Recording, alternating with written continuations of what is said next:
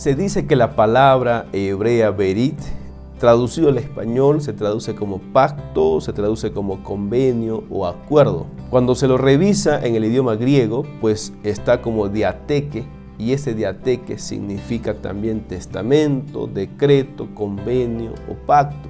Y este pacto generalmente se hace entre un hombre y otro hombre, o también se realiza entre un hombre o varios hombres y Dios. Cuando se habla en general en la Biblia, pues se puede mirar que pacto se lo utiliza en este último sentido, o sea, es decir, entre un hombre o varios hombres y Dios. En la Biblia se va a ver siempre que se utiliza el pacto para este caso. En la Biblia, en el Antiguo Testamento, podemos encontrar que existían dos tipos de pactos, los que se hacían entre iguales y los que involucraban a un señor y a un esclavo. Es decir, pues había un pacto entre iguales, que este pacto entre iguales pues se hacían acuerdos mutuos y se hacían pues con condiciones y privilegios y responsabilidades similares.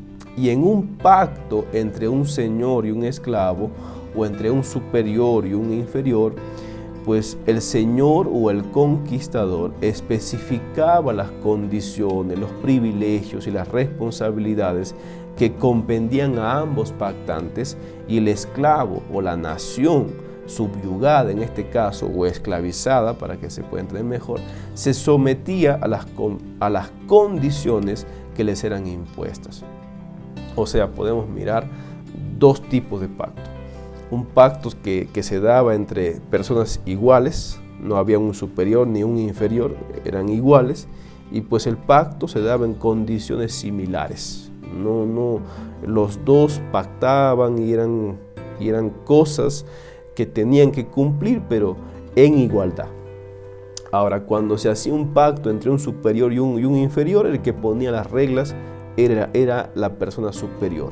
Ahora, la lección de esta semana, pues hablaremos de los pactos de Dios con el hombre. ¿Te gustaría saber qué tipo de pacto hizo Dios con el hombre? ¿Te gustaría saber si los pactos de Dios son condicionales? Todo esto y más veremos a continuación en el repaso de la lección de esta semana. Sean todos bienvenidos a este repaso de la lección de la escuela sabática.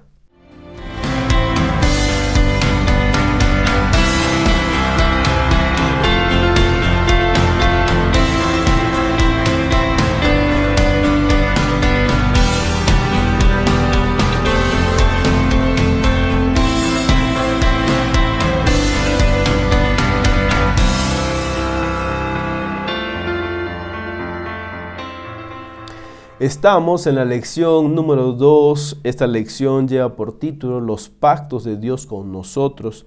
Y en el repaso de la lección de esta semana veremos 3 puntos principales. Número 1, veremos el pacto de salvación. Número 2, veremos honra al Señor con tus bienes. Y número 3, veremos los diezmos y las ofrendas. El versículo de memoria de esta semana se encuentra en el libro de Deuteronomios, capítulo 28, versículo 1 y 2. La palabra de Dios dice así: si obedeces cabalmente la voz del Señor tu Dios para cumplir todos sus mandamientos que te prescribo hoy, el Señor tu Dios te exaltará sobre todas las naciones. Además, las siguientes bendiciones vendrán y te alcanzarán si obedeces la voz del Señor tu Dios. Qué tremenda afirmación de Dios, y también qué desafío tan grande. Es interesante cómo Moisés describe esta grande verdad. Si el ser humano obedece a la ley de Dios, su vida será una vida engrandecida, porque será cabeza y no cola, y también será fructífera, porque todo lo que haga, pues prosperará. Muy bien, pasamos a la primera sección de este repaso, y la primera sección de este resumen, pues lo hemos titulado el pacto de salvación. Hace algún tiempo atrás escuché a algunos amigos, personas, poder decir, pues, ¿de qué me va a salvar Dios? Si yo estoy bien, no necesito de Dios. O algunos argumentaban y decían, igual todos vamos a morir, así que no tengo de qué preocuparme, ni tengo ni siquiera que pedirle a Dios que me salve? Pues yo respondería así. La Biblia menciona que por causa del pecado, porque el pecado entró a este mundo, pues todos estábamos destinados a la muerte, o sea, morir para siempre. Pero gracias a Dios que el Señor envió a su Hijo a morir en la cruz del Calvario, y a través de su muerte vicaria hace posible que ahora todos podamos acceder a esa salvación que Él quiere darnos. Pero ya va a depender de cada uno de nosotros es libre para aceptar o no. Entonces, ¿de qué nos va a salvar? Pues de la muerte. Porque si creemos en Cristo, pues podemos vivir eternamente, podemos obtener la inmortalidad que un día Él nos promete dar cuando vuelva por segunda vez. La Biblia declara en 1 Juan 5:13 lo siguiente. Aquí, permíteme leerlo. La Biblia dice aquí en el libro de 1 Juan, versículo 5 y versículo 13. La palabra de Dios dice así: esto os escribo a vosotros que creéis en el nombre del Hijo de Dios, para que sepáis que solamente en Él tienen vida eterna. O sea, la palabra de Dios dice que las personas van a recibir la salvación si creen en el Hijo de Dios. Y como menciona Mateo 10:22, si perseveran en sus caminos, porque una cosa es creer en el Hijo de Dios, bautizarte, y después pues ya no más creer en Dios. Entonces es creer en Cristo y perseverar en sus caminos, y además de eso pues ser fieles a Él hasta que Cristo venga o hasta que Él nos llame al descanso y pues muramos. Solamente quería recordar lo siguiente: el único que tiene el mérito o el único que puede salvarnos es Cristo. Nadie más nos salva, ni las obras, ni ninguna persona, ni nada en esta tierra. El único nombre bajo el cielo en el cual encontramos salvación es en Cristo Jesús.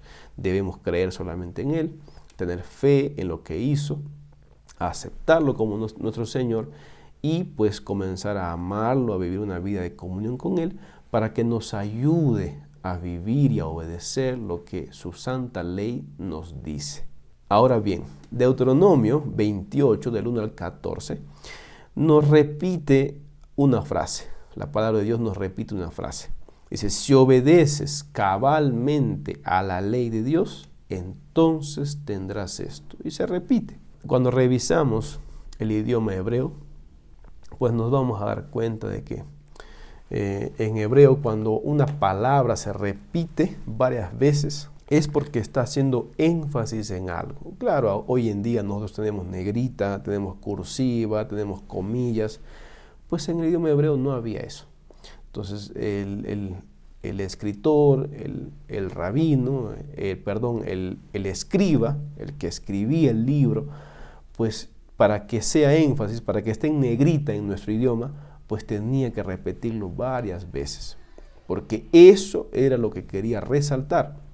Y entonces en este caso pues está resaltando que si obedecemos a la ley de Dios, vamos a tener bendición, vamos a ser benditos en esta tierra.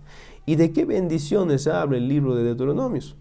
Pues podemos leer algunas cosas o podemos resaltar algunas cosas. Por ejemplo, Dios promete exaltarnos delante de los hombres. Dios promete multiplicar todos nuestros bienes, pocos o muchos que tengamos. Dios promete vencer a nuestros enemigos. Dios promete vencer a tus enemigos. Dios promete también hacerte cabeza y no cola. Recuerda siempre que el que hace posible que usted sea obediente a Dios no es su fuerza de voluntad, no es que yo lo logré, no, sino es Dios mismo a través de su Santo Espíritu. Él nos ayuda, nos da la fuerza para poder vencer y poder ser fieles a Dios. Muy bien, ahora pasamos a la segunda sección de este repaso, de este resumen. Y la segunda sección lo hemos titulado Honra al Señor con tus bienes. Un cristiano de mucha experiencia una vez me dijo así, en realidad un anciano, estuvimos conversando y me dijo así: ¿tú quieres saber las prioridades de cada persona? Y entonces yo no sabía por dónde iba el asunto y entonces le dije, sí, claro. Entonces él me dijo, mira, si quieres saber las prioridades de una persona, tienes que revisar dos cosas. La primera de ellas es revisar su calendario, revisar su agenda. ¿Qué hace? ¿A qué se dedica? ¿Cuál es su rutina? ¿Qué hace? Etcétera. Y en segundo lugar, tienes que revisar su billetera o su cheque o su tarjeta, ¿no? Entonces yo preguntaba por qué, ¿no? Porque le decía, también en su tarjeta vas a mirar cuáles son sus prioridades, porque ahí vas a saber en qué gasta, en qué invierte su dinero, en qué lo utiliza, etc. Revisando estas dos cosas sabrás cuáles son las prioridades de una persona. Si en su calendario, ni en su billetera, en su tarjeta, nunca está Dios, entonces, por más que la persona diga primero Dios en su vida, no está siendo Dios primer lugar en su vida. Está haciendo otras cosas primordial para esa persona y no Dios. Esto nos lleva a nosotros a una reflexión grande, porque nosotros tenemos que recordar, si decimos que primero es Dios en nuestra vida, entonces tenemos que ser consecuentes con nuestras palabras. Tenemos que decir y hacer lo que decimos nosotros. Si comenzamos a hacer lo que decimos, ¿con quién compartes lo más valioso que tienes? ¿Te has puesto a pensar? Tus bienes, por ejemplo, ¿solo lo usas para ti y solo lo usas para tu familia? Que no está mal, que está bien. Pero si solo lo usas para ti, para tu familia y nada más, entonces hay algo que está faltando ahí. Mira lo que dice Proverbios, capítulo 3, versículos 9 y 10. Mira lo que dice la Biblia aquí en el libro de Proverbios, capítulo 3, versículos 9 y 10. La palabra de Dios dice así: honra al Señor con tus bienes y con las primicias de todos tus frutos, y serán llenos tus graneros con abundancia, y tus lagares rebosarán de mosto. Yo parafrasearía lo que la Biblia dice. La Biblia ha sido escrita hace muchos años. Si estuviera escrito ahora, en nuestro tiempo, pues podría decir, si honras a Dios, pues tu cuenta bancaria tendrá muchos ceros porque tendrás mucho dinero. Eso es lo que está diciendo la Biblia. Si honras al Señor con tus bienes. Pero al parecer nosotros no pensamos así, porque creemos nosotros que si tenemos dos y le damos uno a Dios, nos vamos a quedar solo con uno, así que me estoy quedando con poco, con menos. Pero en realidad la ley de Dios o la matemática de Dios no es así, porque si nosotros tenemos dos y le damos uno a Dios, no nos vamos a quedar con uno. Nos vamos a quedar con más, porque Dios nos va a devolver el triple, el cuádruple que nosotros le damos a Él. Recuerda, por favor, lo que voy a decir a continuación. Las promesas de Dios son reales y son fieles. Recuerda siempre eso. Si lo honras a Dios con tus bienes y dinero que tú tienes, estarás demostrando a Dios que Él es el que dirige todos tus bienes, todo tu dinero. Le estarás diciendo a Dios que confías en Él y que por la fe en Él tú entiendes que Dios va a proveer para todas tus necesidades. Entonces el honrar a Dios más tiene que ver con fe y más tiene que ver con reconocimiento de que Dios es el dador de todas las cosas para tu vida. Ojo con lo que acabo de decir. ¿El Señor va a proveer todo para ti? Sí, pero esto no va a ocurrir como un milagro que cae del cielo. Un pan va a caer del cielo hacia tu vida. No, tienes que ser un buen administrador. Tienes que comenzar a ser socio con Dios. Tienes que administrar bien los recursos que Dios te da. Y entonces, si haces un trabajo, pues fiel, o sea, si cumples la fórmula de que tú haces tu parte, Dios también hará su parte. Y entonces, juntos con Dios, en sociedad con Dios, te irá bien en esta tierra y tendrás muchas bendiciones que, la verdad, que serán hasta que sobreabunde. Recuerda lo que dice 2 de Crónicas, capítulo 7, versículo 14. La palabra de Dios dice: si mi pueblo, que lleva mi nombre, se humilla y ora, si busca mi rostro y se convierte de sus malos caminos, entonces oiré desde el cielo, perdonaré sus pecados y sanaré su tierra. Jamás pienses que solamente Dios te va a bendecir con comida o con provisiones materiales. Si nosotros somos fieles a Dios, si nosotros ponemos a Dios en primer lugar en nuestra vida, el Señor va a hacer provisión también de paz emocional. O sea, vas a ser feliz aquí en esta tierra porque Dios va a permitir que tu relacionamiento, tu vida sea feliz, haya alegría en tu corazón y además Él va a proveer para todo lo que tú necesitas. Muy bien, pasamos a la tercera y última sección. Esta sección la hemos titulado Los diezmos y ofrendas. En las secciones anteriores hemos visto varios contratos bilaterales. Ya nos hemos dado cuenta que los contratos bilaterales son contratos entre dos personas. En este caso hemos visto contratos entre Dios y el hombre o entre Dios y el pueblo de Israel. Dios diciendo, si obedeces, entonces tendrás esto de mi parte, y la parte del ser humano es obedecer. Si obedezco a Dios, entonces el Señor me da esto. Ahora, el principio, si obedezco a Dios, entonces Dios me dará bendiciones hasta que sobreabunde. Ahora, en el principio del diezmo y ofrenda, también es lo mismo. El principio del diezmo y ofrenda también es un pacto bilateral. O sea, es un pacto que implica la participación directa tanto de Dios como del ser humano. Por eso Malaquías capítulo 3, versículo 7 al 9 dice lo siguiente. Permíteme leerlo aquí. Malaquías capítulo 3, versículo 7 al 9 dice así: desde los días de vuestros padres os habéis apartado de mis leyes y no las guardasteis. O sea, rompieron el pacto con Dios. Vuelve a mí, dice Dios, y yo me volveré a ustedes. Y dijisteis, ¿en qué hemos de volvernos? Y aquí viene la respuesta de Dios. ¿Robará el hombre a Dios? Pues vosotros me estáis robando, dice Dios, y preguntáis, ¿en qué te hemos robado? Y Dios responde, en los diezmos y las ofrendas. Malditos sois con maldición, porque vosotros, la nación toda, me estáis robando. Este texto bíblico está en el contexto de pacto, porque dentro de los mandamientos de Dios estaba que su pueblo, si era fiel en la devolución de los diezmos y ofrendas, Dios pues los iba a bendecir. Dios declara, vuelvan a mí. El pueblo se había apartado lógicamente de Dios y no querían más devolver los diezmos ni las ofrendas, y a causa de eso pues la maldición había venido sobre el pueblo. Ahora, el Señor termina esta sección diciendo, pruébame.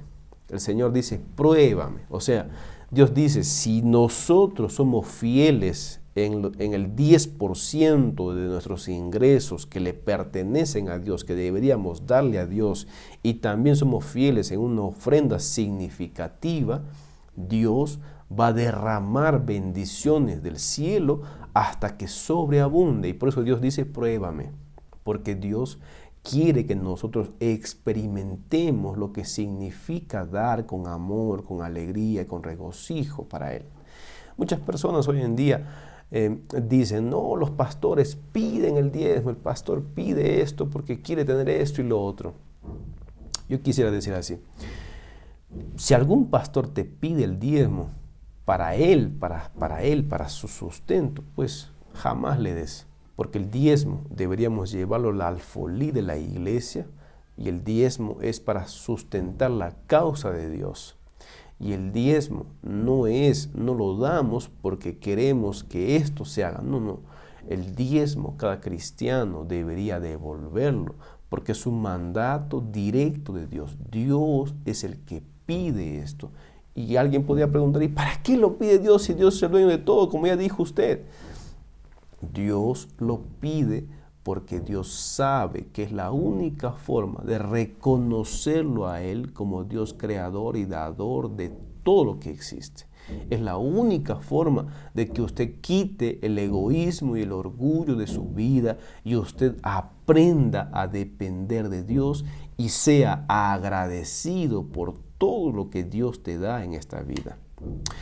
Ahora, si usted lo va a hacer esto por cumplir, usted jamás experimentará todo lo que ya dije. Porque esto del diezmo y la ofrenda es una cuestión de amor, es una cuestión de fe, y entonces usted podrá ver la mano de Dios poderosa guiando su vida. Me gustaría dejar algunas aplicaciones importantes para nuestra vida de esta lección. En primer lugar, debemos de poner a Dios en primer lugar. Primero, Dios debe ser en nuestra vida, en mi hogar, en mi trabajo, en mi relacionamiento, en todo lo que yo haga. Esta frase debe ser una realidad en nuestra vida para que Dios pueda ayudarnos siempre a poder hacer su voluntad y el vivir con Dios siempre sea nuestra prioridad. En segundo lugar, el pacto es un contrato entre ambas partes, es un contrato bilateral, es un compromiso entre dos partes. Si uno no lo cumple, el pacto se terminará rompiendo. Por la parte de Dios, Dios siempre cumplirá sus promesas, pero por las partes nuestras, del ser humano, esa es la parte débil del pacto, porque normalmente el ser humano tiende a olvidar lo que promete. Pero allí tenemos que recordar y tenemos que decirle a Dios: Señor, ayúdame a cumplir la parte que me toca para que pueda ser feliz en esta tierra y administre bien todo lo que tú me das y pueda ser de bendición para otros y también pueda vivir contigo allá en el reino celestial. Finalmente, sé un buen administrador de los recursos que Dios te da. Haz sociedad con Dios. De eso jamás te vas a arrepentir. No hay mejor socio que Dios para nuestra vida, para nuestros negocios, para nuestros quehaceres. Dios te engrandecerá cuando lo hagas. Recuerda que todo lo que tienes es gracias a Él y para compartirlo con los demás y con su obra. Vamos a orar. Padre nuestro que estás en el cielo, Señor, te damos gracias por el don de la salvación y gracias también, Señor, porque usted un día hizo pacto con nosotros de bendecirnos, de engrandecernos en esta tierra si nosotros somos leales y lo amamos a usted. Padre Santo, permite por favor que seamos buenos administradores y que nuestra vida sea una vida de bendición para nuestra familia, para nuestro prójimo y para su obra. Permítenos también ser fieles en los diezmos y ofrendas. Te lo pedimos en el nombre de Cristo Jesús. Amén.